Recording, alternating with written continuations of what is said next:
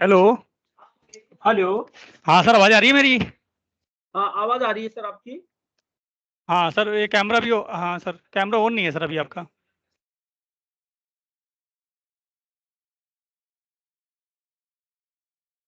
Hello. हाँ जी sir. हाँ, मुझे आवाज आ रही है सर आपकी। ओके सर, लेकिन ओके। ये कैमरा डिसेबल हो गया है, शेयरिंग भी डिसेबल हो रहा है। मैं रिजॉइन करना पड़ेगा सर मुझे, 1 सेकंड के लिए इसको मैं वो करके। Okay sir, okay sir. Sir ये आप अच्छा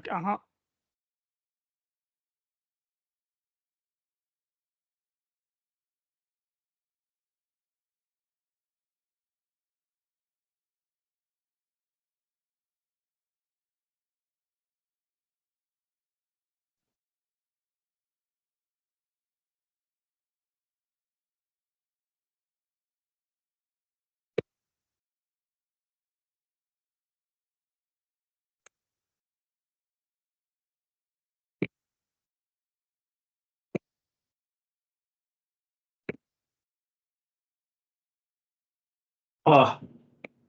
सर मेरी शेयरिंग दिखाई दे रही है? यस सर, दिख रही है sir. Okay, fine. Okay sir. और मेरे फेस भी आ रहा है, फोटो आ रहा है sir? Yes sir. Okay, fine. ठीक है सर, थैंक यू। मैं कंटिन्यू कर रहा हूँ। Okay sir.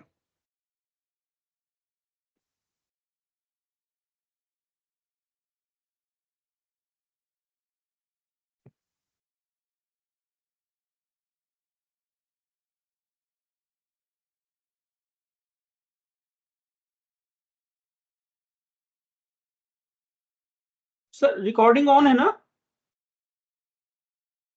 Hello. Yes sir.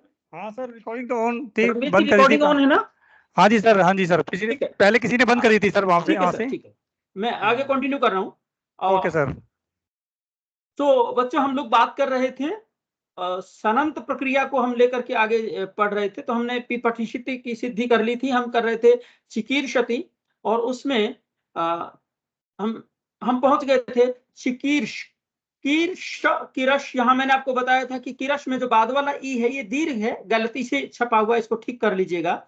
और उसके बाद जब की किरश हमने बना लिया, वो होस्ट से चवर्ग आदेश कर लिया, पहले वाले कै के स्थान में च हो गया, और ह्रस्व से ह्रस्व ई कर दिया, तो चिकिरश बन गया। वर्तमान लट से लट ला करके तिप शप इत्यादि ला करके चिकीर्षति हम बनाएंगे। तो ये इस तरह से बनेगा। ये इंपॉर्टेंट सिद्धि थी, और ये भी बहुत इंपॉर्टेंट सिद्धि है। तीनों सिद्धियां ऐसी हैं जो आ सकती हैं परीक्षा में, और इन तीनों को याद कर लोगे तो इसमें से एक की पूरी पूरी संभावना है, दो भी आ सकती हैं। अगली सिद्धि है बुभूषति। इसमें बुभूषति में जो विशेष सूत्र है वो लगता है शनि ग्रह गुहोश्च। इसको देख लीजिए, ये कहता है कि शनि सप्तमी विभक्ति है, सन परे होने पर ऐसा होना चाहिए, लेकिन यह अर्थ होता है सन को इट आगम होता है दो धातुओं के बाद, ग्रह धातु और गुह धातु, और ऊपर से इसमें अनुवृत्ति है उक की। तो उक एक प्रत्याहार है, उ रील री, ये 3 वर्ण आते हैं उक प्रत्याहार में। आई उण के ऊ से शुरू करते हैं, रील री के क तक हम चलते हैं। तो उ री और ली, तो जितनी भी धातुएं होंगी जिनके अंत में उ आएगा, री आएगा और ली आएगा, उन सबको उगंत कहा जाएगा। तो उगंत धातुओं के बाद यदि सन आ जाए तो उसको क्या करते हैं, इट आगम नहीं होता, इट आगम का निषेध करते हैं। तो ग्रह धातु, गुह धातु और उगंत धातुओं के बाद सन को इट आगम नहीं होता। तो प्राप्त किससे था, तो हम पहले बता चुके हैं, आर धातु कशेड वलादे से इट आगम प्राप्त होता है, उसका हमने कर दिया निषेध। तो बुभूषति की सिद्धि वेरी वेरी इंपॉर्टेंट, रट लीजिएगा। ये समझो कि परीक्षा में आने की 99% संभावनाएं हैं इन तीनों में से, एक भी या दो भी। तो इन तीन को जो करेगा अच्छे अंक आएंगे। देखिए, भू धातु है, भुआदय धातु से धातु संज्ञा होगी। धातु कर्मण समान कर्तृकादिच्छायाम वा, आपके सामने है। तो धातु जो समान कर्ता वाली है, इच्छार्थ में उससे सन प्रत्यय होगा। तो भू धातु से सन प्रत्यय हो जाएगा, तो बनेगा भू स। आर धातु कम शेष से सन का जो स है इसकी आर्धातुक संज्ञा है, आर्धातु का शेड वलादी। देखो सन वलादी है, वलादी होने से इसमें इसको ईट आगम की प्राप्ति होगी। लेकिन ये जो सूत्र है ये मना कर देता है शनि ग्रह गुहोश्चय। देखो भू धातु है, इसमें उ अंत में है, उ उक में आता है, तो उगंत धातु हो गई, उक जिसके अंत में है ऐसी धातु हो गई, उससे उत्तर सन को ईट आगम का हो जाएगा निषेध। ये दिखाने वाली बात है, इसी सूत्र के लिए यह सिद्धि पूछी जाती है। तो कहीं ऐसा ना हो कि इसको आप छोड़ दें। तो शनि ग्रह गुहोश्चय से पहले दो चीजें दिखाएंगे, आर्धातु का शेड वाला से ईट आगम की प्राप्ति है, और शनि ग्रह गुहोश्चय से ईटागम का निषेध हो जाता है। जब निषेध हो जाएगा तब फिर एक और काम प्राप्त होगा, क्योंकि आर्धातुक है, सार्वधातुक आर्ध धातुक योग, सार्वधातुक प्रत्यय आर्धातुक प्रत्यय परे हो, तिगंत अंक को गुण होता है, उ जो है इक में भी आता है, इसको गुण प्राप्त होगा। लेकिन अभी हमने एक सूत्र पढ़ा था इको झल, देखिए मैं आपको फिर उस सूत्र पे लेके जा रहा हूं, इको झल पे, ये है आपके सामने। ये कहता है इगंत धातु के बाद झलादि सन हो तो वह कित होता है। अब जो हम यहाँ भू के बाद में ये जो सन देख रहे हैं, भू जो है उसमें उ इक में आता है, ई उ रील री, तो उ जो है इक में आता है, इगंत धातु है, इक से उत्तर सन जो है वो झलादि भी है। झलादि का मतलब है इसके शुरू में झल है और झल में स आता है, इसलिए झलादि सन हो गया कित। और जैसे ही कित होगा तो जो आपने सार्वधातु का अर्धातु को इसे दिखाया था कि यहाँ गुण होना चाहिए, वहां पर एक सूत्र है किंगिति च, कित प्रत्यय परे होने पर गुण वृद्धि नहीं होते। तो सन को हमने मान लिया कित और गुण नहीं होगा, एजिटिव रहेगा भू स, आदेश प्रत्यय हो। इनके बाद इनमें उ आता है, उसके बाद ये प्रत्यय का सकार है, इसको हो जाएगा मूर्धन्य आदेश, बनेगा भूष। तो अब इस स्थिति में भूष ये बन गया संयंगो, सनंत और यंगंत समुदाय को द्वित्व होता है तो बनेगा भूष। देखो प्रथम एकाच समुदाय बनता है श तक, तो भूष भूष ऐसा बनेगा। हलादि शेष है, अभ्यास का आदि हल शेष रहता है, तो बनेगा भू भूष, अभ्यास चर्च ह्रस्व, ये दोनों सूत्र लगेंगे। अभ्यास में ह्रस्व होगा तो उ को ह्रस्व उ हो जाएगा, और चर्चा से जब अभ्यास में झलों को चर होता है तो भय के स्थान पे हो जाएगा ब और बनेगा बुभूष, ये स्थिति बनेगी। अब इसकी पुनः सनाद्यंता धातु से धातु संजय हो जाएगी, वर्तमान लट से लट आएगा, कर्तृशब्द से शप आएगा, तिप इत्यादि होकर क्या तो गुण से पर रूप जैसे भवती में करते हैं वैसे ही बुभूषति में होगा। ये सिद्धि प्रक्रिया आप लोग कर लीजिएगा, इससे आपका काम पूरा हो जाएगा। तो ये एक पूरा हो जाएगा। अब हम आते हैं इसी में आगे जो बहुत इंपॉर्टेंट सिद्धि है वो है पुत्रीयति। एक सूत्र आपने पढ़ा होगा, सुप आत्मन है क्यच, अपने से संबंधित यदि सुबंत कर्म हो तो उससे क्यच प्रत्यय होता है, ये आपने पढ़ा होगा। तो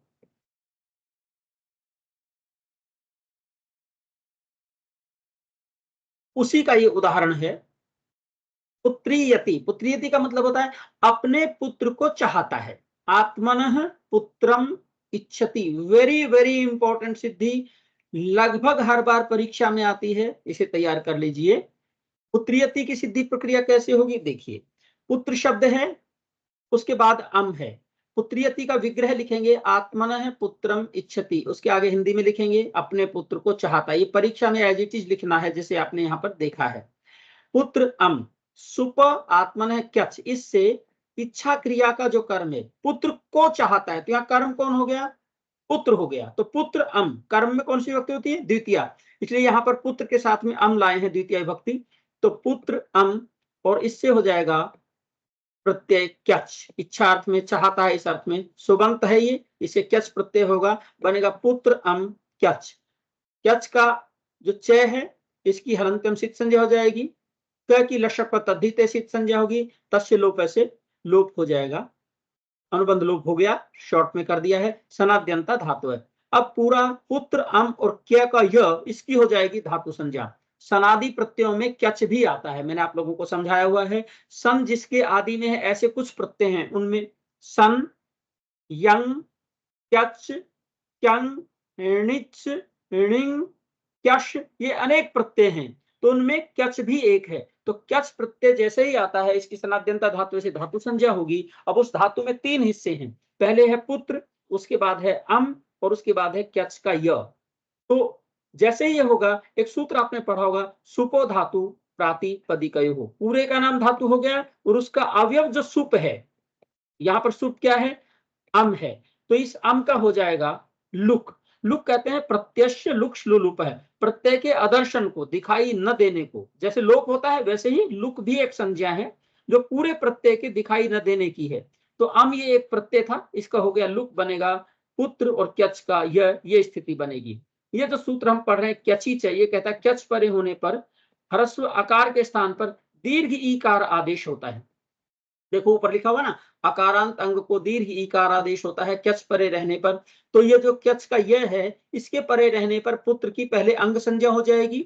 यस्मात् प्रत्यय विधि तदादि प्रत्यय अंगम, जिससे प्रत्यय का विधान किया जाता है उसकी, उससे जो पूर्व में है उसकी अंग संज्ञा होती है। तो पुत्र अंग हो गया, ये अकारांत भी है, त्रय में रे में अ है, तो अकारांत अंग हो गया, उसको हो जाएगा दीर्घ ई आदेश, तो बनेगा पुत्री य। अब सनाद्यंता धातु से इसकी धातु संज्ञा हम पहले ही कर चुके हैं, वर्तमान में लट से लट आएगा, अनुबंध लोप करके लय बचेगा, टिप तस्जी आदि 18 प्रत्यय आएंगे, फिर उसकी फिर वही पूरी प्रक्रिया, लह परस्मी पदम से परस्मी पद संज्ञा, तंगानावात्मने पदम से आत्मने पद संज्ञा, जैसे भवती ने किया था। उसके बाद आत्मनेपद संज्ञा होने के बाद तिंगस त्रीणी त्रीणी प्रथम मध्यम उत्तम से प्रथम मध्यम उत्तम पुरुष संज्ञाएं, शेषे प्रथम से प्रथम पुरुष आएगा, तान्य एकवचन द्विवचन बहुवचन अन्य एक से एकवचन द्विवचन बहुवचन संज्ञाएं होंगी, और फिर दो एक और द्विवचन एक वचन से एक वचन में आएगा टिप, तो बनेगा पुत्रीय टिप। टिप के पैकी इप संज्ञा हो जाएगी हलंत्यम से, तस्य लोप से लोप, उसको शॉर्ट में कर देते हैं अनुबंध लोप। कर्तृशप, कर्तावाची सार धातु है टिप, उससे होगा शप प्रत्यय, शप का अनुबंध लोप करके अ बचेगा, और अतो गुणे, अपदांत ह्रस्वकार के बाद गुण परे होने पर पूर्व पर के स्थान पर रूप एक आदेश। तो पुत्रीय में य में अ है, यह ह्रस्वकार है, और अपदांत भी है, पद तो तीत तक बनता है, बीच तक नहीं, तो अपदांत आकार के बाद अ परे है, अ जो है ये गुण संजक भी है, इसलिए इससे हो जाएगा पर रूप बनेगा पुत्रीयति। वेरी वेरी इंपॉर्टेंट सिद्धि, इसे देख लीजिएगा। एक सिद्धि इसी प्रकरण से और करा देता हूं, जो परीक्षा में आ सकती है, प्राय आती है।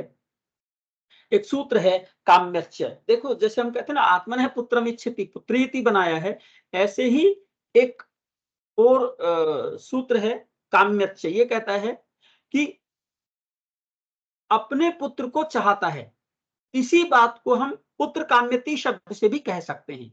तो इस धातु का जो कर्म है, ठीक है, और इच्छा करने वाले से संबंधित हो, तो इच्छा अर्थ में जैसे क्यच प्रत्यय होता है वैसे ही काम्यच प्रत्यय भी होता है। विग्रह बिल्कुल वैसे ही होगा, आत्मन है पुत्रम इच्छति, लेकिन थोड़ा सा बदलेगा केवल प्रत्यय, वो बनेगा पुत्र अम, और यहां पर आप सुप आत्मन क्यच नहीं लगाएंगे, काम्यच, छोटा सा सूत्र है ये लगा, काम्यच च, ऐसा हो गया, तो काम्यच प्रत्यय हो जाएगा। तो स्थिति बनेगी आपके सामने पुत्र अम और काम्यच।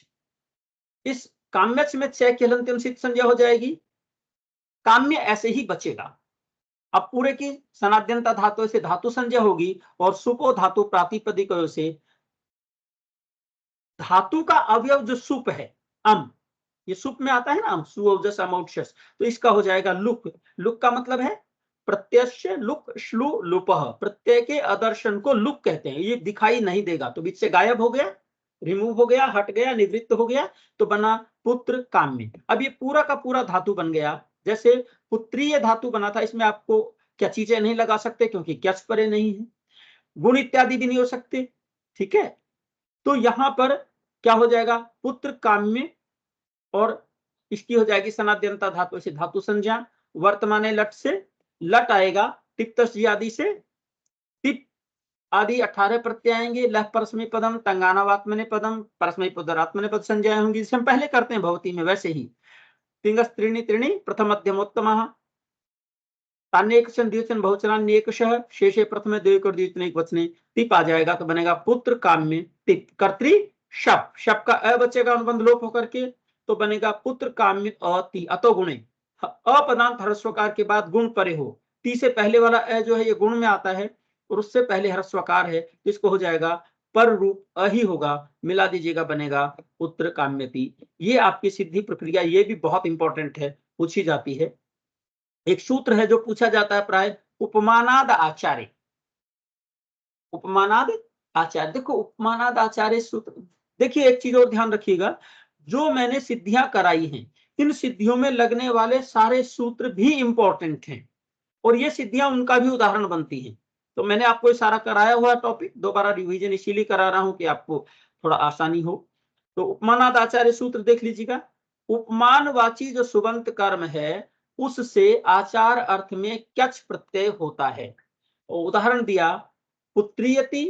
देखो पुत्रियति के दो अर्थ होते हैं, एक होता है आत्मन है पुत्रम इच्छति, दूसरा होता है, एक तो होता है आत्मन है पुत्रम इच्छति, अपने पुत्र को चाहता है, दूसरा है पुत्रम इव आचरति, जो अपना पुत्र नहीं है उसके साथ पुत्र जैसा व्यवहार करता है। ये भी मैंने आपको कराया हुआ है, ये सारा का सारा प्रकरण। तो उपमान, देखिए जब हम उपमा करते हैं, तुलना करते हैं, तो चार चीजें होती हैं। एक होता है उपमान, दूसरा होता है उपमेय। जैसे हम कहते हैं ना चंद्र इव मुखम, तो चंद्र उपमान है, मुख उपमेय है, और इव जो है वो वाचक शब्द है, और सौंदर्य जो है वो समान धर्म है। तो इसी तरह से पुत्रम इव आचरति शिष्यम, तो पुत्र उपमान है, शिष्य उपमेय है, और इव जो है वो साधारण धर्म का वाचक शब्द है। तो हम इसमें अनेक प्रकार से प्रयोग कर सकते हैं। पुत्रम इव आचरति पुत्रियति, विष्णु इव आचरति, विष्णु के जैसा आचरण करता, भगवान विष्णु की तरह उसको मानता है। कृष्ण इव आचरति, जैसे कोई कृष्ण जैसा मानता है। तो इसमें भी हम करते हैं क्यच प्रत्यय, और प्रक्रिया वही रहेगी जो पुत्रियति की बाकी थी, केवल एक सूत्र बदलता है। विष्णुयति में भी ऐसे ही बनेगा, विष्णु अम, और उपमानाद आचार्य से क्यच प्रत्यय हो जाएगा, सनाद्यंता धातु से धातु संज्ञा होगी, और सुपो धातु प्रातिपदिक विभक्ति का लुप हो जाएगा। केवल एक सूत्र बदलेगा, विष्णु में जो उ है उसको दीर्घ करने के लिए, देखिए आपके सामने स्क्रीन पर भी है, विष्णुयति के आधे अकृत सार्व धातु कयोर दीर्घ, पूरा सूत्र बोल रहा हूं, अकृत सार्वधातुकयोर दीर्घ। ये कहता है कृत से भिन्न हो और सार्वधातुक से भिन्न हो, यकार आदि प्रत्यय हो। तो जो क्यच है उसमें उसमें यह बसता है, वो यकार आदि प्रत्यय भी है, कृत भी नहीं है, सार्वधातुक भी नहीं है। तो अजंत अंक को दीर्घ हो जाएगा, तो बन जाएगा विष्णु य, और फिर आगे सनाद्यंता धातु धातु संज्ञा हो जाएगी, टिप शप इत्यादि होकर के बनेगा विष्णुयति। तो ये इंपॉर्टेंट सिद्धियां हैं, आप, मैं समझता हूं आपने ये कर ली होंगी। मैं इसके बाद एक और पीपीटी इस पे आपको दिखाता हूं, और उससे मैं समझता हूं कि कुछ कार्य हम सुबंत से करेंगे।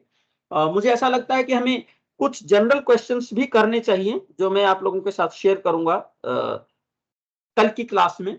आज केवल इंपॉर्टेंट सिद्धियां करा रहा हूं और सूत्र करा रहा हूं, उनको आप लोग देख लीजिएगा।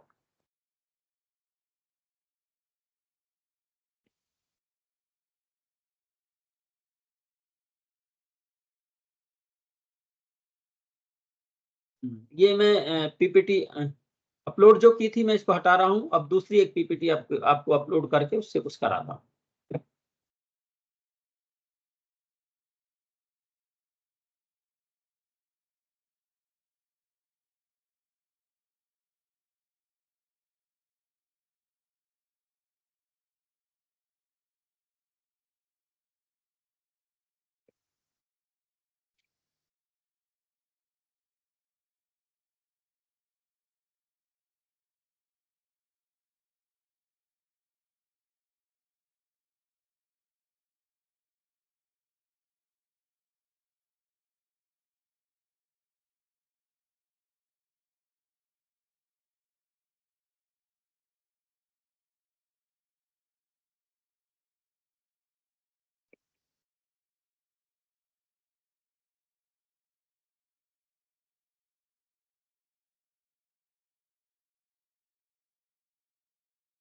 और देखिए आप लोगों को मेरी ये पीपीटी दिखाई दे रही है।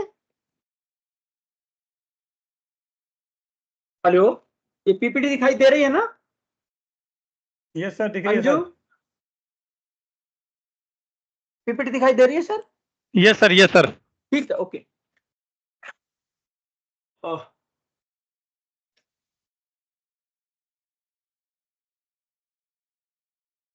ये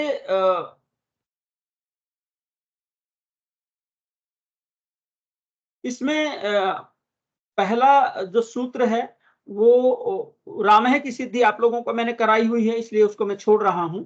संबोधन के एक वचन में जो रामा बनता है उसको आप लोग देख सकते हैं, कोई उसमें ज्यादा विशेष नहीं है। राम शब्द है, संबोधने जैसे संबोधन में प्रथमा विभक्ति आ जाती है और शेषे प्रथम इत्यादि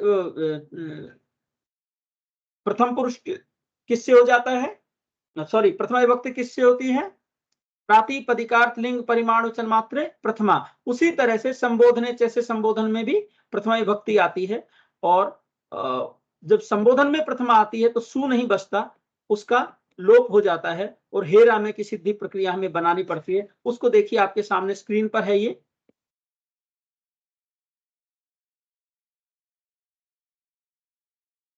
हे राम की सिद्धि प्रक्रिया करनी है। मूल शब्द है राम, अर्थवद धातुर प्रत्यय प्रातिपदिकम से इसकी प्रातिपदिक संज्ञा होगी। सु औजस अम औ षष्टाभ्याम भी सिंहेभ्याम व्यस इत्यादि सूत्र से 21 प्रत्यय आएंगे। विभक्तिश्चय से जो सुप है सुओजस आदि उनके 3-3 के समूह की विभक्ति संज्ञा होगी और उनके सुपह से एक वचन द्विवचन बहुवचन संज्ञा होगी। और फिर हम जो है संबोधने जैसे संबोधन अर्थ में, संबोधन का अर्थ होता है किसी को अपनी तरफ आकृष्ट करना, जो हमारी तरफ नहीं देख रहा वो देखने लग जाए इसको, इससे प्रथमा विभक्ति आ जाएगी और द्वे और द्विवचन एक वचन से एक वचन की कक्षा में सु आ जाएगा। तो हमारे पास स्थिति बनेगी हे राम सु। हे केवल ये बताने के लिए रखा गया कि संबोधन में लाए हैं, हे का कोई विशेष मीनिंग नहीं होता। तो राम सु वही पूरी प्रक्रिया उपदेश अनुनासिक, ठीक है, इत संज्ञा हो जाएगी क्योंकि उ जो है ये अनुनासिक है, तस्य लोप से लोप होगा और बनेगा हे राम स। यहां पर जो स है सुप्तिंगंतम पदम से पद संज्ञक हो जाता रामस और यहाँ स सजुषो विराम अवसानम हो सकता था, लेकिन उसका एक विरोधी सूत्र है, वो है एंग ह्रस्वात संबुद्धि। ये कहता है कि ह्रस्वांत अंग के बाद संबुद्धि का हल हो तो उसका लोप हो जाता है। ये जो स है ये संबोधन में आया है और एक वचनम संबुद्धि से इसकी संबुद्धि संज्ञा है। और राम जो है ये अंग है, यस्मात् प्रत्यय विधि तदादि प्रत्यय अंगम, जिससे प्रत्यय का विधान किया जाए वो कौन है, राम। उसका आदि वर्ण र आदि में है जिसके, ऐसा पूरा शब्द राम है तो इसकी अंग संज्ञा है। तो इसके बाद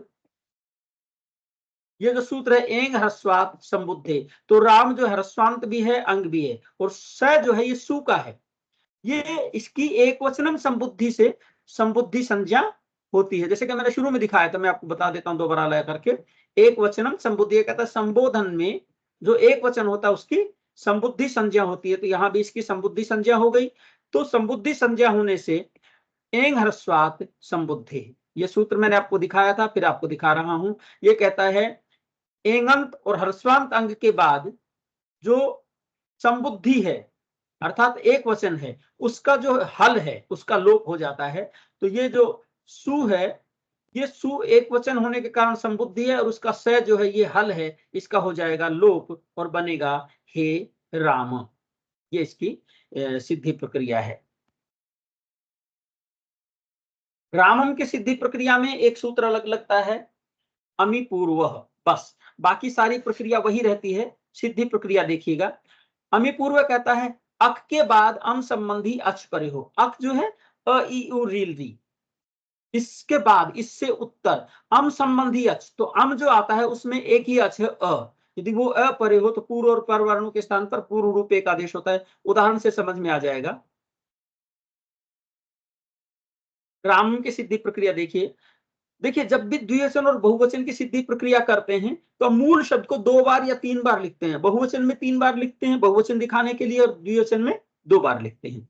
तो हमारे पास स्थिति बनती है राम राम। ये स्वरूपाणाम एक शेष एक विभक्त, समान रूप वाले शब्दों में से एक शेष रहता है और अन्य निवृत्त हो जाते हैं। तो राम राम ये दोनों समान रूप वाले हैं, इनमें से एक शेष रहेगा और दूसरा निवृत्त हो जाएगा, चला जाएगा, तो बचेगा हमारे पास में राम। अब यहाँ अर्थवत धातुर प्रत्यय प्रातिपदिकम से इसकी प्रातिपदिक संज्ञा है। सु ओजस इत्यादि से 21 प्रत्यय आएंगे जैसा कि लिखा हुआ है। विभक्ति जैसे इनके 3-3 के समूह की विभक्ति संज्ञा होगी। सुपह से 3-3 के समुदाय की एक वचन द्विवचन और बहुवचन संज्ञाएं होंगी। कर्मणि द्वितीया, कर्म में द्वितीय विभक्ति होती है। कर्म को कहने के लिए द्वितीय विभक्ति आएगी और एक वचन को कहने के लिए द्वये कयोर द्विवचनैक वचने, इसमें ये अक्षर गलत छपा हुआ है, इसका करेक्शन करना पड़ेगा।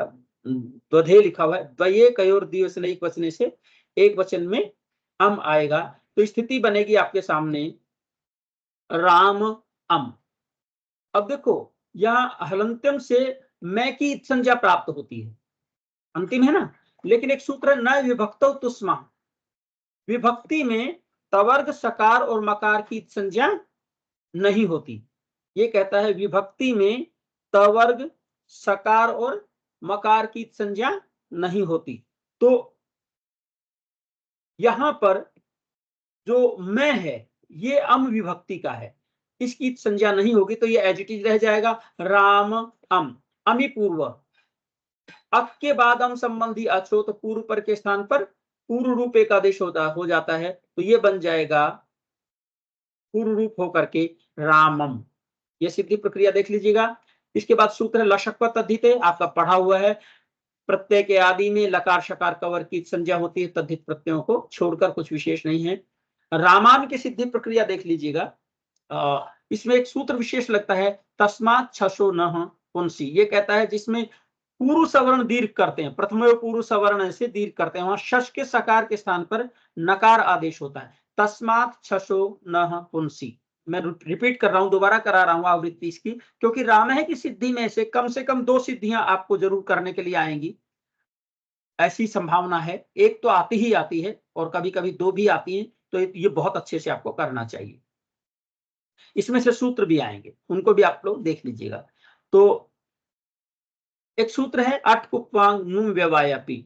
अट कवर्ग पवर्ग आंग और नुम का व्यवधान होने पर भी रे से उत्तर और श से उत्तर नय के स्थान में नय आदेश हो जाता है, ये इसका अर्थ है।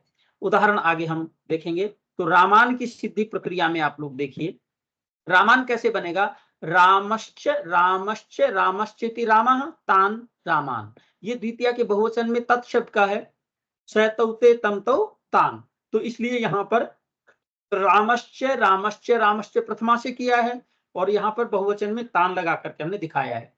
तो मैंने अभी आपसे चर्चा की थी, जहां बहुवचन की सिद्धियां होती हैं मूल शब्द को 3 बार लिखा जाता है, राम राम राम ऐसा लिखा, और फिर वही सूत्र स्वरूपाणाम एक शेष एक विभक्त से एक समान विभक्ति सु आदि परे होने पर क्या हो जाएगा, केवल राम शब्द रहेगा, बाकी सब जो है वो निवृत्त हो जाएंगे, हट जाएंगे, तो बचेगा राम। अर्थवद धातुर प्रत्यय प्रातिपदिकम से प्रातिपदिक संज्ञा, फिर वही पूरी प्रक्रिया सुओजस आदि 21 प्रत्यय आएंगे, विभक्ति से विभक्ति संज्ञा, सुप से एकवचन द्विवचन बहुवचन संज्ञा, और फिर उसके बाद कौन सी विभक्ति लानी हमने हमें यहाँ पर, द्वितीय विभक्ति। तो कर्मणि द्वितीय से द्वितीय विभक्ति आ जाएगी, बहुषु बहुवचना। बहुवचन में सु औजस अम आउट शश, तो द्वितीय का बहुवचन में आएगा शश और स्थिति बनेगी, ये आपके सामने है राम शश। यहां पर हलंत्यम से सकार की संज्ञा प्राप्त है, लेकिन न विभक्तौ तुष्मा, विभक्ति में तवर्ग सकार मकार की संज्ञा नहीं होती, ये हमें ध्यान रखने की बात है। तो यहां पर तवर्ग सकार और मकार की संज्ञा का निषेध हो गया, तो स जो है ये सकार है, इसकी संज्ञा का निषेध हो जाएगा, तो बनेगा राम शशि रहेगा,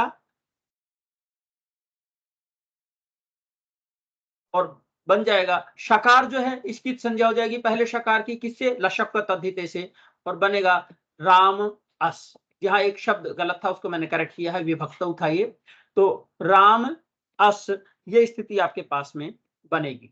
अब देखो यहाँ पर अका सवर्ण दीर्घ की प्राप्ति है, लेकिन राम जो है इसके बाद आने वाला जो अस है ये शश का है, और शश जो है वो द्वितीय विभक्ति में है। तो आपने एक सूत्र पढ़ा था, प्रथमयो पूर्व सवर्ण है, अक के बाद प्रथमा और द्वितीय से संबंधित अच परे होती है, कौन सी विभक्ति है, द्वितीय, कर्मणि द्वितीय से लाए हैं, उसका अच है अ, तो पूर्व और पर के स्थान पर पूर्व सवर्ण दीर्घ एक आदेश होता है। पूर्व में क्या है, राम में अ है, इसका सवर्ण दीर्घ हो जाएगा आ, दोनों के स्थान पर मिलाकर एक ही, तो बनेगा रामास, ये बन गया। तो अब ये जो स है ये आ के बाद में है, और यह है, ये है पूर्व सवर्ण दीर्घ। तो ये जब हम सूत्र पढ़ रहे थे, तस्मात् छसो नः पुंसी, जिसमें पूर्व सवर्ण दीर्घ किया है, उससे उत्तर शस का जो सकार है उसके स्थान पर हो जाएगा नकार आदेश। तो ये स हट जाएगा और इसकी जगह पर आ जाएगा न। और जब न आएगा तो स्थिति बनेगी रामान। यहां पर अट पुप्पांग नुम व्यवायपी, रै के बाद में आप देख रहे होंगे आगे न है और बीच में आ और मैं है, तो अट, अट में ए आ सभी आते हैं, अ ई उ री री, तो ए के मतलब ए के 18 भेद आ गए। ठीक है, फिर उसके बाद कु, कवर्ग, कवर्ग में कुछ नहीं आता इनमें से। पवर्ग में मैं आता है, प फ ब भ में, तो पवर्ग का व्यवधान हो गया, उसके आ फिर अट में आ गया, तो न को होने लगा नकार आदेश होने लगा। तभी एक सूत्र है पदांतस्य, ये कहता है पद के अंत में न को न नहीं होता। तो ये पद कैसे है, तो कहा सुप्तिंगंतम पदम से इसकी पद संज्ञा, तो इसलिए दिखाया सुप्तिंगंतम पदम से रामान की पद संज्ञा होने पर क्या हो जाएगा, पदांतस्य से पद में न के स्थान पर नकार आदेश का निषेध हो जाएगा। निषेध का मतलब होता है माना हो जाना, और बनेगा रामान। तो ये सिद्धि प्रक्रिया आपकी बनेगी, ये मैंने आपको दिखाई। एक और पीपीटी से आगे की हम लोग करते हैं।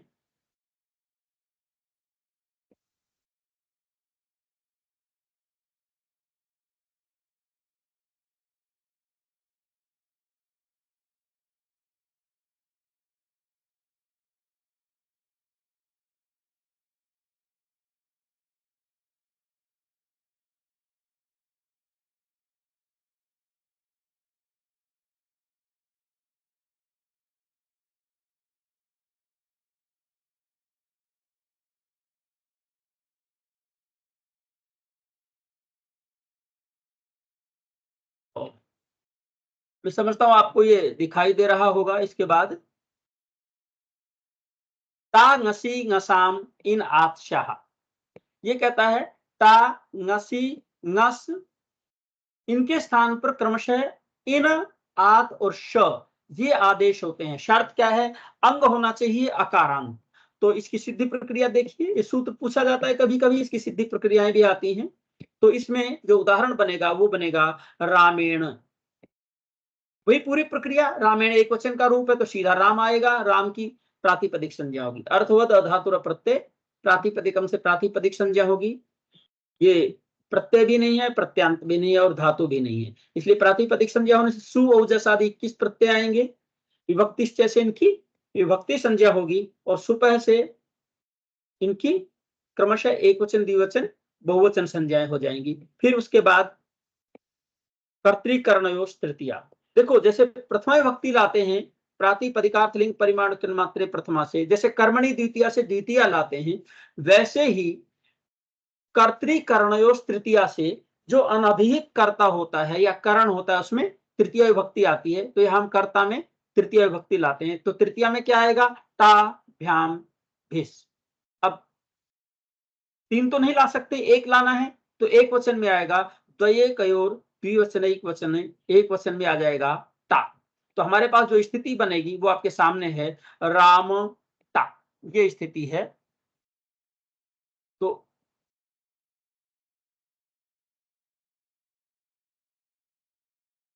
राम की यस्मात् प्रत्यय विधिश तदादि प्रत्यय अंगम से अंग संज्ञा है, और अभी हमने सूत्र लगाया था ता ngसी ngसाम इन आत्शाह, ता के स्थान पर आदेश हो जाता है इन, और ये पूरे के स्थान पर होता है अनेकाक्षित सर्वस्व से, तो बन जाएगा राम इन। आदगुण है, आदगुण का अर्थ अवर्ण के बाद अच परे हो, तो रामे में अ जो है ये अवर्ण है, ई जो है अच में आता है, तो पूर्व पर के स्थान पर गुण एक आदेश होगा।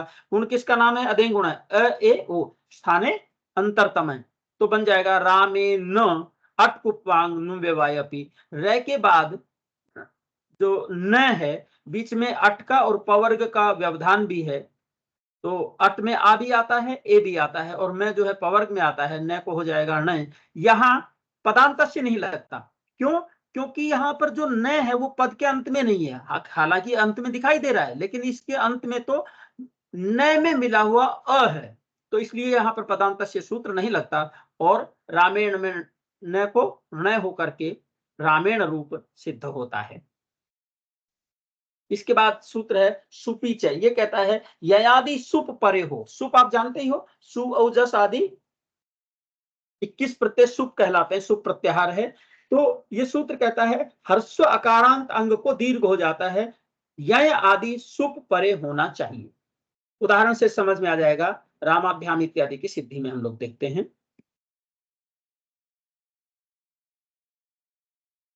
रामाभ्याम की प्रक्रिया वही रहेगी, रामश्चेति रामौ ताभ्याम रामाभ्याम, दो रामों के द्वारा। राम राम वही पूरी प्रक्रिया, स्वरूपाणाम एक शेष एक विभक्त से समान विभक्ति परे होने पर क्या हो जाएगा, एक राम शेष रहेगा और बाकी सारे निवृत्त हो जाएंगे, हट जाएंगे, लुप्त हो जाएंगे, तो बनेगा राम। अर्थवद धातुर प्रत्यय प्रातिपदिकम से इसकी प्रातिपदिक संज्ञा हो जाएगी, सु औजस अमौक्षस इत्यादि से सु आदि 21 प्रत्यय आएंगे और विभक्तिश्चय से सु औजस आदि के 3 के समूह की विभक्ति संज्ञा होगी। विभक्ति का मतलब प्रथमादि, प्रथमा द्वितीय तृतीय आदि विभक्ति संज्ञा होगी। उसके बाद सुपह से सुप के 3 के समूह की एक वचन, द्विवचन और बहुवचन संज्ञाएं होंगी।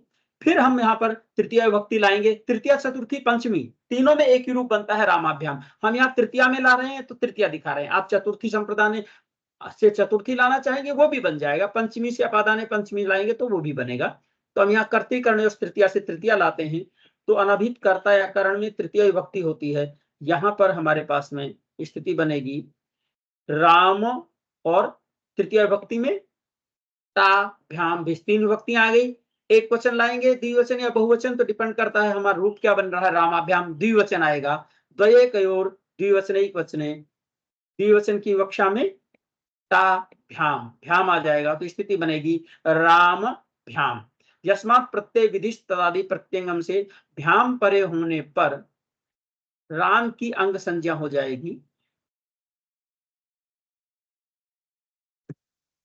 तो यहां पर राम भ्याम, यह राम अंग है, आगे भ्याम परे है। देखने की बात है कि राम जो है ह्रस्व, ये अकारांत अंग है, ह्रस्वकार इसके अंत में है, तो उससे परे जो भ्याम है ये सुप है, ये सुप है। और ये सुप कैसा है, ये ययादि सुप है। देखो अभी हमने एक सूत्र आपको दिखाया था इससे पहले, ये कहता है कि ययादि सुप परे हो, देख रहे हैं ये ययादि है। ये यय का मतलब होता है यय प्रत्याहार, यय प्रत्याहार में है रट के य से लेकर के झभय के य तक आता है। ह य में से है छूट जाएगा, य व र ल य म ङ न छ भ, और उसके बाद में यह आता है तो भय तक सारे वर्ण आते हैं। तो उसमें आपने ध्यान दिया होगा तो भय आता है, तो उसी का यहाँ पर निर्देश है, संकेत है।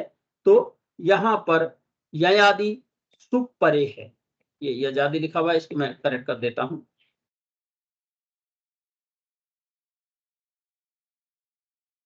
ययादि सुप है, तो ययादि सुप परे होने पर अकारांत अंग को दीर्घ हो जाएगा, तो राम को दीर्घ हो जाएगा आ, बनेगा रामा भ्याम। यहां पर एक चीज और देख सकते हैं जिसकी हमने इसमें चर्चा नहीं की, मैं की भी हलंतम से संज्ञा प्राप्त है, लेकिन न विभक्तो तुष्मा, विभक्ति में तवर्ग सकार और मकार की संज्ञा नहीं होती, इसलिए भ्याम के मैं की संज्ञा नहीं होती। जब इत संज्ञा नहीं होगी तो लोक की नहीं होगा। अतो भिस ऐस, ये कहता है हर्षकारांत अंक के बाद भिस के स्थान में ऐस आदेश होता है। उदाहरण बनेगा रामैहि, रामई की सिद्धि प्रक्रिया देखिए, रामश्चेति रामः तै रामई। विग्रह में वही 3 बार दिखाएंगे, राम राम राम, स्वरूपाणाम एक शेष एक विभक्त, समान रूप वालों में एक शेष रहता है, तो केवल एक राम शेष रहेगा, बाकी सब निवृत्त हो जाएंगे, बनेगा राम। और उसके बाद अर्थवद धातु प्रत्यय प्रातिपदिकम से इसकी प्रातिपदिक संज्ञा होगी, सुजस इत्यादि से 21 प्रत्यय आएंगे, विभक्ति जैसे विभक्ति संज्ञा होगी 3 के समूह की। सुपह से उन 3 के समुदाय में एक एक की क्रमशः एक वचन द्विवचन बहुवचन संज्ञाएं होंगी, और फिर कोई तृतीया विभक्ति लानी है, कर्तृकरणयोश तृतीया से अनभित कर्ता या कर्ण में तृतीय विभक्ति आती है, बहुषु बहुवचनम, तो बहुवचन संज्ञक प्रत्यय आ जाएगा भिस, और हमारे पास स्थिति बनेगी राम भिस। यहां पर यह सूत्र काम करेगा जो हम पढ़ रहे थे, अतो भिस ऐस, ह्रस्वकारांत अंग के बाद भिस को ऐस आदेश होता है, तो राम है क्या अंग है, तो हाँ, क्योंकि यस्मात् प्रत्यय विधिष्ट प्रत्यंगम से जिसे प्रत्यय किया जाता है उस प्रत्यय के रहते पूर्व की अंग संज्ञा होती है, तो यहाँ राम की है अंग संज्ञा और बनेगा राम ऐस। अब यहाँ पर राम ऐस ऐसा बना सुप्तिंगंतम पदम से पद संज्ञा है, पद संज्ञा होने से ससदृशो रु विरामो अवसानम खरवसानयोर विसर्जन इत्यादि से विसर्ग होकर के बन जाएगा रामई।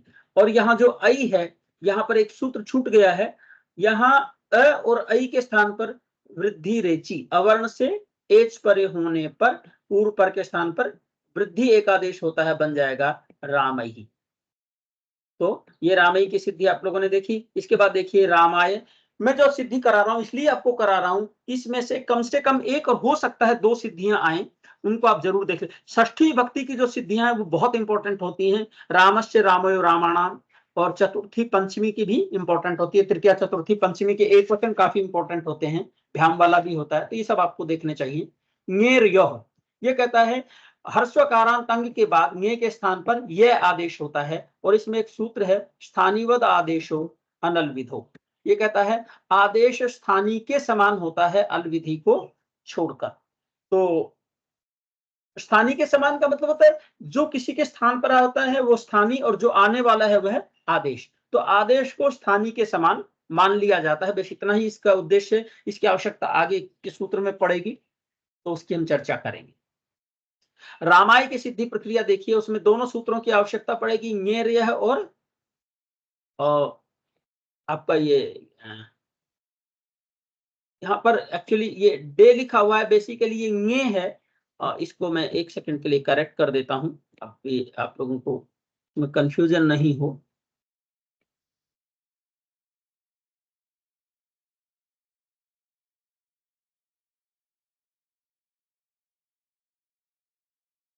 ये ञेर यह सूत्र है, इसको आप लोग करेक्ट कर लीजिए यदि आपके उसमें करेक्ट नहीं है तो।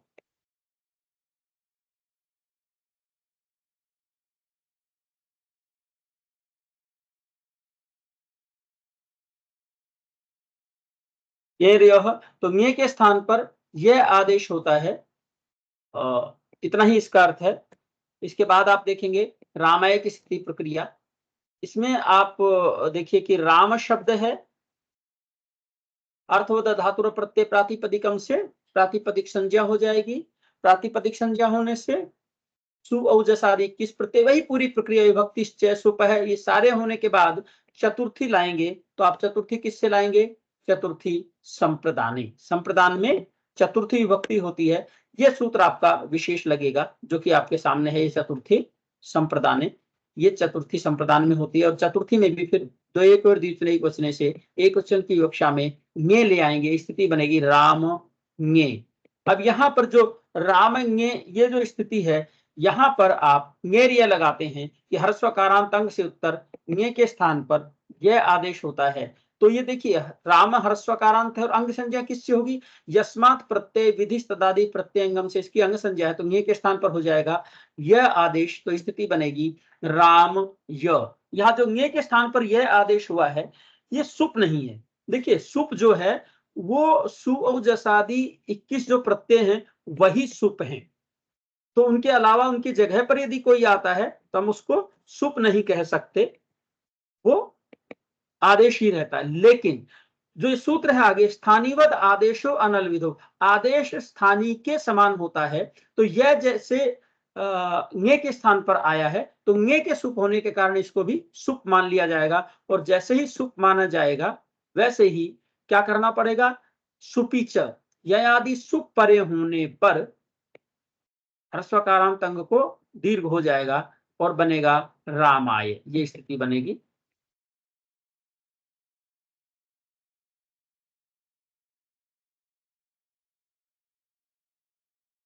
तो ये सिद्धि इंपॉर्टेंट है, इसे देख लीजिएगा। एक और पीपीटी मैं आप लोगों से शेयर कर रहा हूं आगे, इसको हटा के।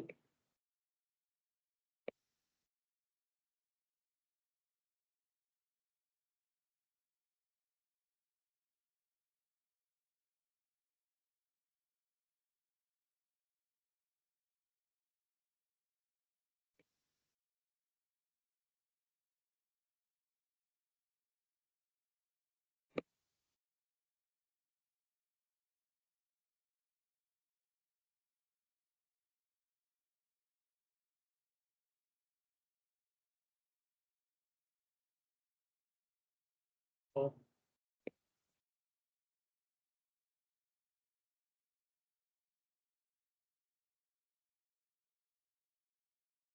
एक सूत्र है बहुवचने झल्लेत, जो आपके सामने है।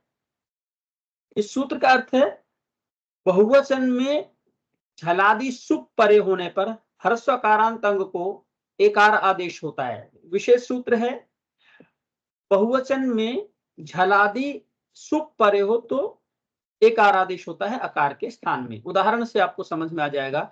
सिद्धि बनेगी रामेभ्य इत्यादि। तो रामेभ्य का विग्रह होगा रामश्च रामश्च रामश्चेति रामा तेभ्य रामेभ्य। राम राम राम स्वरूपाणाम एक शेष एक विभक्त, उसे एक विभक्ति शेष रहेगी, बाकी सारी निवृत्त हो जाएंगे। फिर उसके बाद पूर्वत स्वाद्य उत्पत्ति होगी सुओजस आदि, विभक्ति विभक्ति संज्ञा सुपसे कुचल द्विवचन संज्ञा, और चतुर्थी संप्रदानी। चतुर्थी आएगी बहुषु बहुवचनम, बहुवचन में सु औजस अम औक्षाभ्याम विस, और चतुर्थी में येभ्याम भ्यास आ जाएगा। तो स्थिति हमारे सामने बनेगी रामे राम भ्यास। बेसिकली यहाँ पर ए नहीं होना चाहिए, राम भ्यास, ये स्थिति बनेगी।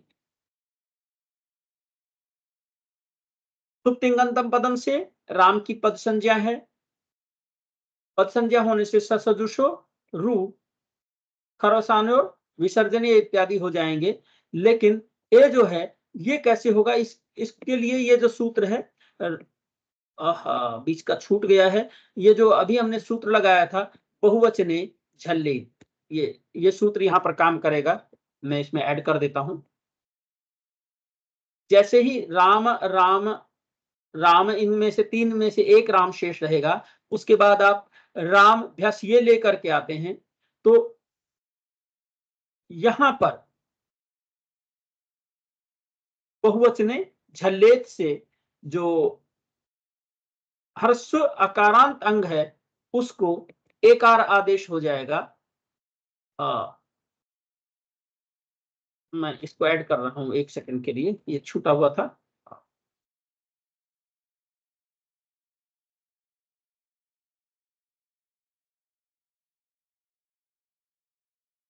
ये है, तो बहुवचने झल्लेत से झलादि बहुवचन सुप परे होने पर अदंत अंग जो ह्रस्वकारांत अंग है उसको एकार आदेश हो जाएगा, बनेगा रामे भ्य, ये स्थिति बनेगी। कॉपी करके इसमें डाल देता हूं।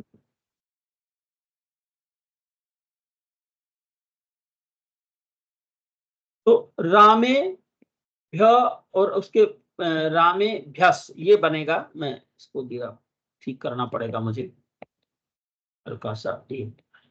रामे भ्यस सुप्तिंगंतम पदम से पद संज्ञा होगी, ससजुषो से सकार के स्थान पर रू हो जाएगा, अनुबंध लोप होगा, रे बचेगा, विराम अवसानम से अवसान संज्ञा होगी, और खर अवसान और विसर्जनीय से रे के स्थान में विसर्ग होकर के बनेगा रामे भ्यः, ये स्थिति बनेगी। तो एक सेकंड, ये भी इंपॉर्टेंट सिद्धि है, देख लीजिएगा। जो सबसे ज्यादा इंपॉर्टेंट है वो षष्ठी भक्ति के रूप हैं, उनको भी आप लोग देखिएगा। वाह अवसाने, अवसान में झलों को चर विकल्प से होते हैं। जहां तय होता है तो दय भी मिल जाता है, तय भी मिल जाता है, जैसे तत् और तद इत्यादि में। जैसे रामात और रामाद दो रूप बनते हैं, उनको आप देखिए। राम शब्द है, अर्थवद धातु और प्रत्यय प्रातिपदिकम से प्रातिपदिक संज्ञा हो जाएगी। इसमें राम राम नहीं करना पड़ेगा क्योंकि एक वचन का रूप है। और फिर पंचमी विभक्ति किससे आएगी, अपादाने पंचमी, इससे अपादान में पंचमी होगा, पंचमी में ngसी बसता है। यस्मात् प्रत्यय विधिस्तदादि प्रत्यंगम से अंग संज्ञा हो जाती है, और टा ngसी ngसाम इनाच्छा से अदंत अंग से उत्तर क्या हो जाएगा, इन आत और श आदेश हो जाते हैं। तो ngसी को हो जाएगा आत और बनेगा राम आत, ये स्थिति बनेगी। अकस सवर्ण दीर्घ तो बन जाएगा रामात, झलाम जशवंते, पद के अंत में झलों को जश होते हैं। देखो राम प्लस आत यहाँ सुप्तिंग अंतम पदम से इसकी पूरे की पद संज्ञा है, और त जो है ये झल में आता है।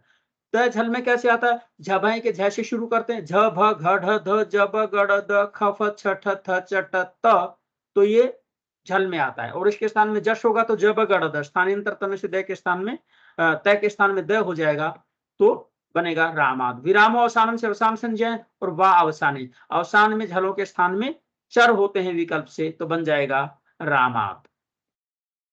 ये आपकी सिद्धि प्रक्रिया रामाद की, से देख लीजिए। एक सूत्र में हल्की सी करेक्शन है, मैं उसको कर देता हूं 1 सेकंड के लिए अभी।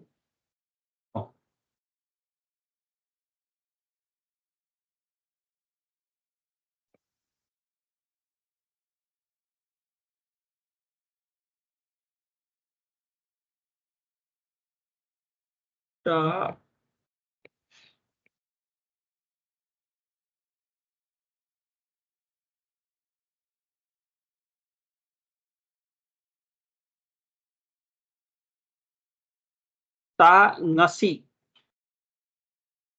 और उसके बाद टा ngसी ngसा में एक नया छूटा हुआ है, इसको भी इसमें ऐड कर देता हूँ, ये ठीक हो जाएगा करेक्शन।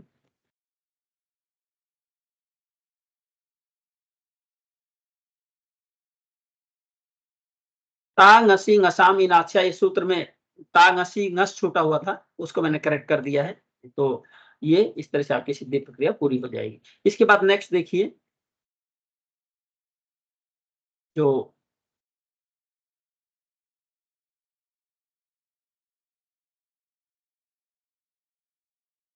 रामस्य की सिद्धि प्रक्रिया आप लोग देखेंगे, तो ये बहुत इंपॉर्टेंट सिद्धि है। रामस्य रामयोः दोनों बहुत इंपॉर्टेंट है। रामस्य सरल है, रामयोः थोड़ी कठिन है, उसको ज्यादा अच्छे से देखिएगा। राम शब्द है, अर्थवद धातुर प्रत्यय प्रातिपदिकम से प्रातिपदिक संज्ञा होगी, सुओजस इत्यादि किस प्रत्यय आ जाएंगे, विभक्ति से व्यक्ति संज्ञा, सुपैसे द्विवचन बहुवचन संज्ञा। और षष्ठी विभक्ति के लिए सूत्र है षष्ठी शेषे, शेष में षष्ठी विभक्ति होती है। और एक वचन किससे आएगा, दो एक और द्विवचन एक वचन से राम नस, यस्मात् प्रत्यय विधिष्ट तदादि प्रत्यंगम से अंग संज्ञा हो जाएगी। और एक सूत्र आपने अभी पढ़ा है, टा ngसी ngसाम इन आत्शा, टा ngसी और ngस के स्थान पर क्रमशः इन आक और श होता है, तो ngस के स्थान पर श आदेश हो जाएगा, बनेगा राम श, संहिता हो जाएगी, मिल जाएंगे, बन जाएगा रामस्य। सरल है, इसलिए इसमें कुछ नहीं है। ये बहुत इंपॉर्टेंट है, इसको आप लोग अवश्य देखिए।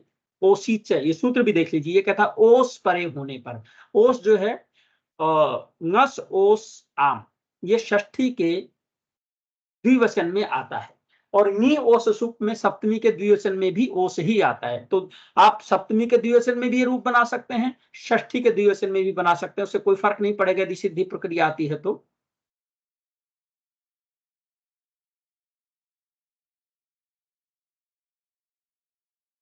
यहां पर सिद्धि प्रक्रिया जो है वो आगे, इसका उदाहरण है रामयोः। राम शब्द है, देखिए जब आप रामयोः बनाते हैं तो रामश्च इति रामौ तयोः रामयोः, ऐसा विग्रह आपको करना पड़ेगा। यहाँ इसलिए नहीं दिखाया कि पहले हम करते आ रहे हैं, बार बार रिपीट नहीं करना था, इसलिए ऐसा नहीं दिखाया। लेकिन राम राम ये आपको दिखाई दे रहा है, स्वरूपाणाम एक शेष एक विभक्त, तो समान रूप वाले में से एक शेष रहता है, बाकी निवृत्त हो जाते हैं। ये पूरा का पूरा हमने लिखा हुआ है जो आपको समझाया है। अर्थवद धातुर प्रत्यय प्रातिपदिकम से इसकी प्रातिपदिक संज्ञा होगी, प्रातिपदिक संज्ञा होने से क्या होगा, सु और जस आदि 21 प्रत्यय आएंगे, विभक्ति से इनकी विभक्ति संज्ञा होगी, सुपों के 3-3 के समूह की। फिर सुपह से जो 3-3 के समूह हैं, समुदाय है, उनमें एक एक की क्रमशः एक वचन द्विवचन बहुवचन संज्ञा होगी, और षष्ठी शेषे से षष्ठी भक्ति यहां पर आएगी। शेष में षष्ठी स्वस्वामी भावादि जो संबंध, उसी को शेष कहा है, और उसमें षष्ठी भक्ति होती है। तो षष्ठी में ngस ओस आम ये आ जाते हैं, और द्विवचन में द्वयेक और द्विवचन एक वचन से द्विवचन में आ जाएगा ओस।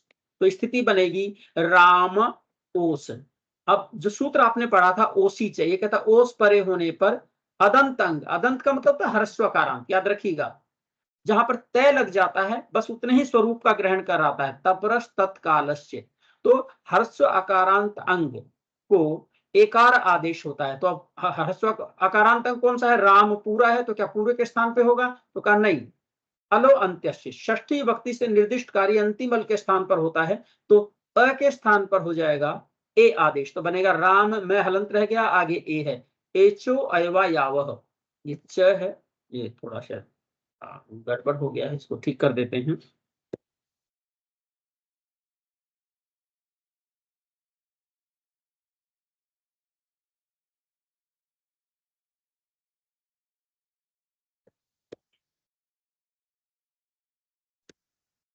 एक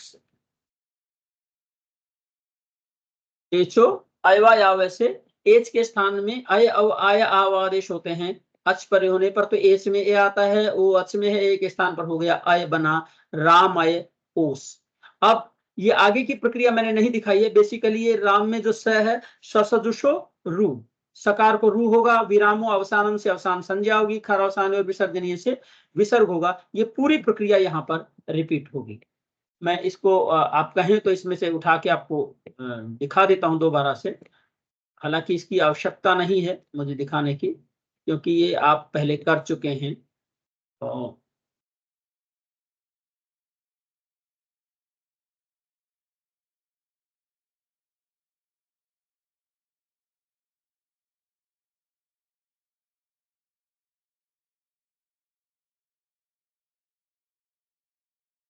इसके बाद सूत्र है ह्रस्व नद्यापो नुट। ह्रस्वांत अंग को ह्रस्वांत अंग, नद्यंत अंग और आबंत। नद्यंत का मतलब होता है नदी, एक संज्ञा है भाई, यू स्त्र्याख्यो नदी। स्त्रीलिंग में जो इकार उकारांत, इकारांत और उकारांत शब्द हैं उनकी नदी संज्ञा होती है, यू स्त्र्याख्यो नदी। तो ऐसे जो नद्यंत अंग है, ह्रस्वकारांत अंग है और आबंत अंग। आबंत का मतलब चाप टाप और डाप प्रत्यांत अंग। तो ह्रस्वकारांत, आबंत और नद्यंत अंग से परे आम को नुट आगम होता है। नुट जो है वो टित होता है, टहलंत सिद्ध संज्ञा का आद्यंत और टकितो परिभाषा शु आदि में अवयव बनेगा। और इसकी सिद्धि प्रक्रिया हम देखते हैं।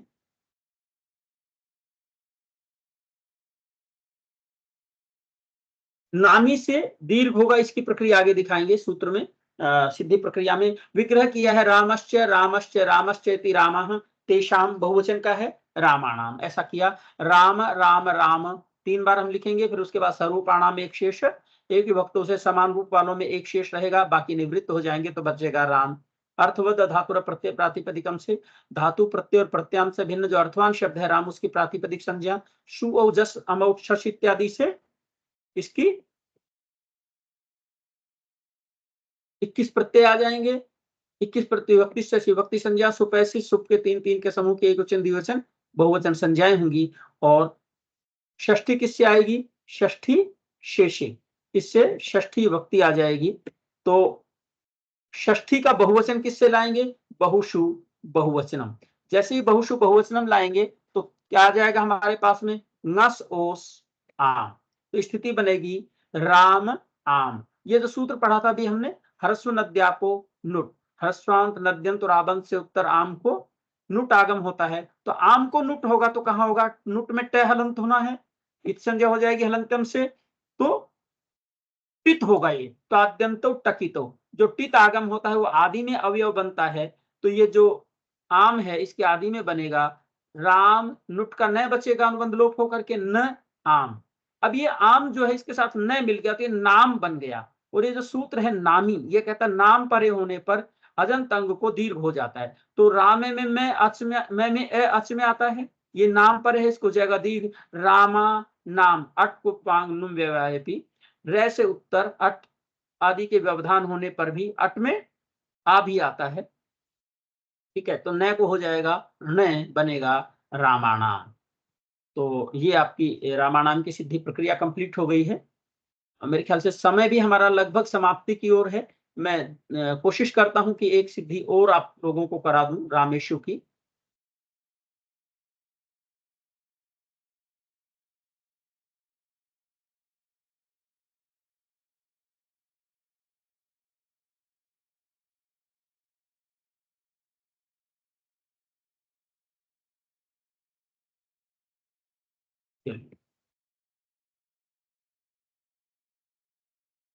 रामेशु की सिद्धि में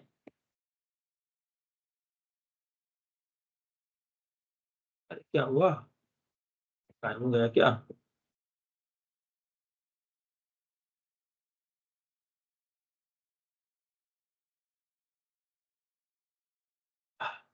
हेलो, हाँ मेरी आवाज आ रही है?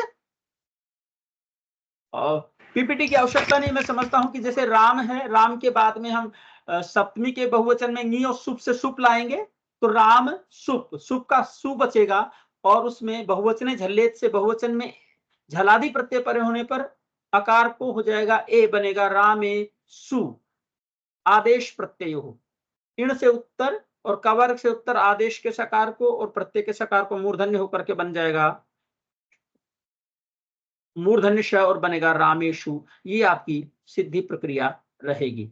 मैं समझता हूं आज का हमारा समय भी लगभग समाप्त है और कल एक बहुत इंपॉर्टेंट टॉपिक होगा जो जनरल क्वेश्चंस हैं, हम उनकी चर्चा करेंगे। कल मैं कोशिश करता हूं कि टाइम से जुड़ सकूं, आज जैसे टेक्निकल प्रॉब्लम रही शायद कल नहीं होगी, तो हम लोग अगली कक्षा में फिर मिलते हैं। आज का हम इतना ही रखते हैं। आप सबने ज्वाइन किया और ये किया, आपको धन्यवाद। धर्मवीर जी, इसको आप जो आप रिकॉर्डिंग कर रहे थे उसको ऑफ कर लीजिएगा प्लीज।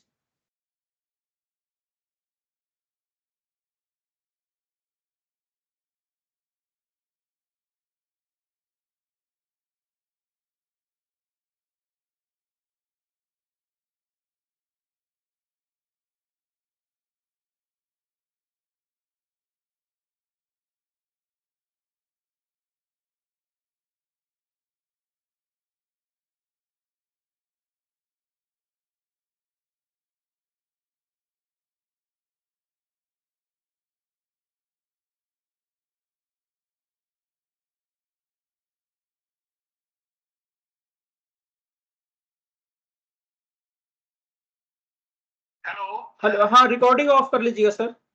ठीक है sir, okay sir, thank you.